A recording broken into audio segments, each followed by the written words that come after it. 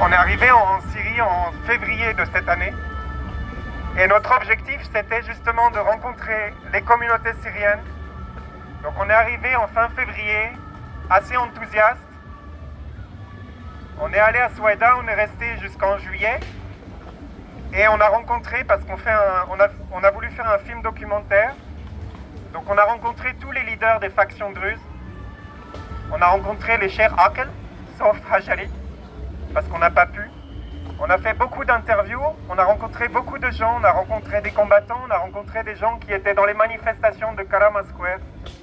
On est resté toute cette période et on a compris la complexité de la situation et on a suivi aussi l'évolution de la situation. On était enthousiaste en février, on a très vite perdu notre enthousiasme. Au mois d'avril déjà, quand il y a eu la première attaque, on a compris que le gouvernement de transition avait l'intention de mener une opération contre les Druzes, mais on a pensé en avril-mai que ce serait la fin, qu'ils n'iraient pas plus loin. Ils ont instauré des checkpoints sur la route de Damas, où on est passé plusieurs fois. Et déjà, je voudrais témoigner de cette chose. Les forces gouvernementales du gouvernement de transition sont des islamistes, c'est très très clair. Sur les checkpoints, les soldats de la sécurité générale et des tribus bédouines sur l'un des checkpoints portaient des badges de Daesh. J'ai vu ça de mes yeux. On était contrôlés par ces personnes-là avec des masques. Puis en juillet, on était à Souaïda pendant l'attaque. Notre famille était en plein milieu, dans la ville même de Souaïda. Les oncles, les tantes ont vu les choses de leurs yeux. On avait d'abord les échos par téléphone. Et puis on est allé à Souaïda. Quand on a pu enfin se déplacer, on est rentré dans la ville de Souaïda le 20 juillet. Et ce qu'on a documenté, je ne l'oublierai jamais dans ma vie. Je voudrais dire une chose, c'est que c'est très clairement des éléments de la sécurité générale, de l'armée syrienne et des tribus bédouines confondues ensemble qui ont attaqué des civils. Ils sont rentrés maison par maison. On a vu énormément de maisons brûlées, énormément d'appartements brûlés. On a rencontré des victimes et des survivants. On a documenté des personnes brûlées vivantes. On a des images de personnes brûlées vivantes. Les Bédouins ont écrit leur nom, le nom de leur tribu sur les murs de la ville. C'est-à-dire qu'ils ont assumé, filmé et signé leurs crimes. Il n'y a absolument aucun doute sur leur appartenance. Il y a des tribus de Deir ez-Zor, il y a des tribus de Hama, il y a des tribus de Dera, il y a des tribus aussi de Souaïda qui ont participé au massacre. Ils ont signé sur les murs, ils ont dessiné des moustaches, ils ont dessiné des ciseaux, ils ont écrit « Nous sommes les soldats de Jolani ». Ils ont écrit sur les murs aussi que Jolani allait rester. Ils ont écrit tout ça. Ils ont laissé les traces de leurs crimes derrière eux. La ville était couverte de cadavres. On est rentré dans l'hôpital. On était parmi les rares personnes qui ont pu filmer les cadavres à l'intérieur de l'hôpital.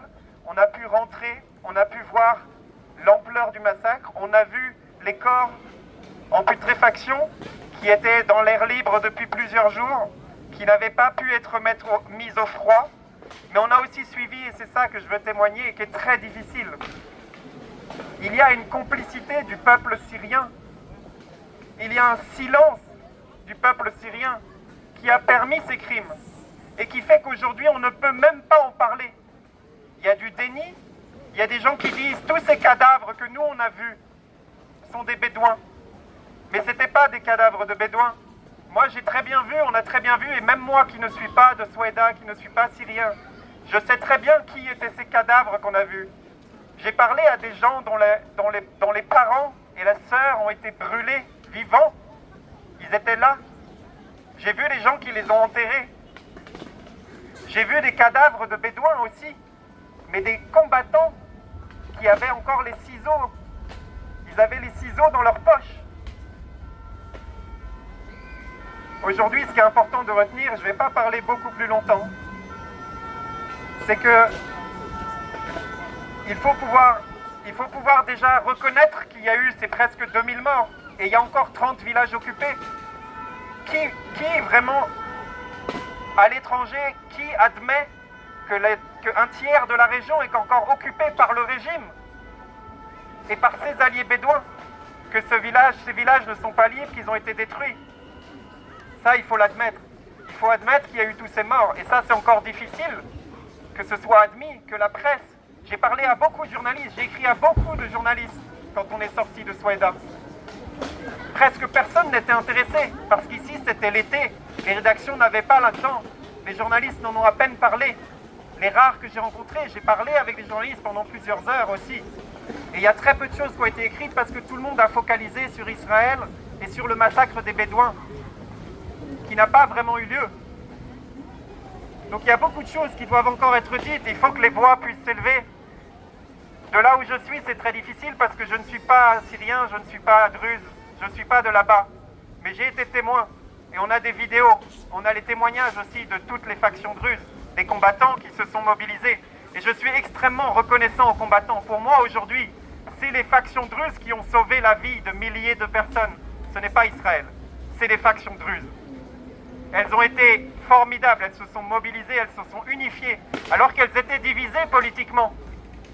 Et elles se sont unifiées pour sauver les gens. Et c'est elles qui nous ont sauvés. J'ai vu, on a parlé avec eux, on est allé sur les checkpoints, on est allé sur les ronds-points, on les a vus. On est en contact avec des personnes d'entre elles qui sont toujours actives pour essayer de s'assurer que Souaïda ne sera pas de nouveau l'objet d'une attaque. Parce que personne n'est sûr. C'est pas fini. Voilà. Et tout ce que je voudrais dire, c'est faites vraiment attention de ne pas tomber dans les pièges idéologiques et politiques qui vous sont tendus. Faites très très attention parce qu'il y a des forces internationales qui vont profiter de ce message qui est envoyé.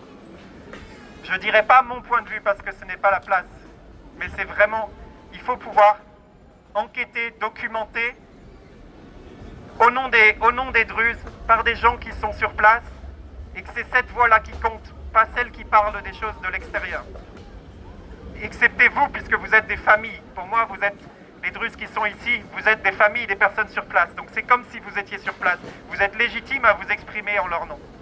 Voilà, pour moi c'était très important de le dire. Je suis solidaire. On est en train de faire un film sur l'autonomie et l'autodéfense druze. Et donc on va préparer ce film, on va essayer de le diffuser aussi parce que les témoignages des factions sont extrêmement importants. Elles se sont mobilisées pour la survie de la communauté. Voilà, je ne sais pas s'il y a